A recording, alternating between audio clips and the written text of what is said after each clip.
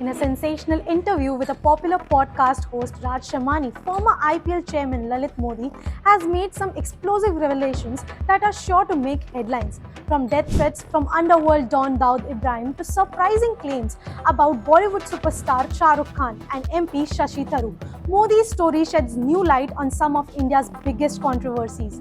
Let's dive into the three big claims from that interview. First, an unsettling claim from Modi himself. According to him, the decision to leave India in 2010 wasn't driven by legal troubles, but by threats to his life from the infamous gangster Dawood Ibrahim. I left the country when I got death threats. Dawood Ibrahim was after me because he wanted to fix matches. I had a zero policy on fixing matches. Modi revealed that his bodyguard had advised him to use the VIP exit at the airport due to safety concerns. Senior officials reportedly told him he was on a hit list and could only guarantee protection for 12 hours. He also insisted that legally he is not a fugitive and could return to India at any time. In his words, there is not a single case in any court.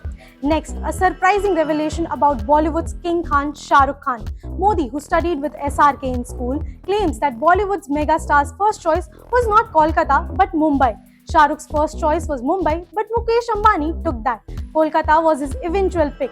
His real contribution was in making cricket entertaining. He brought women and children into the stadiums, which was critical for the IPL's success.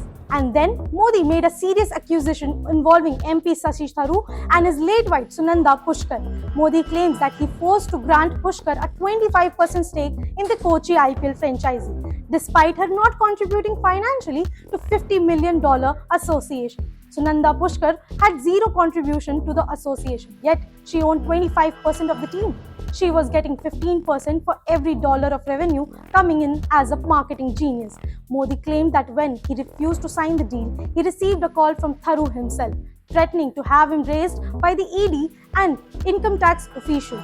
But it didn't end there. According to Modi, when he still refused, he was pressured by the then BCCI president Shashank Manohar to sign the document, supposedly due to political influence from 10 Janpat, Gandhi family.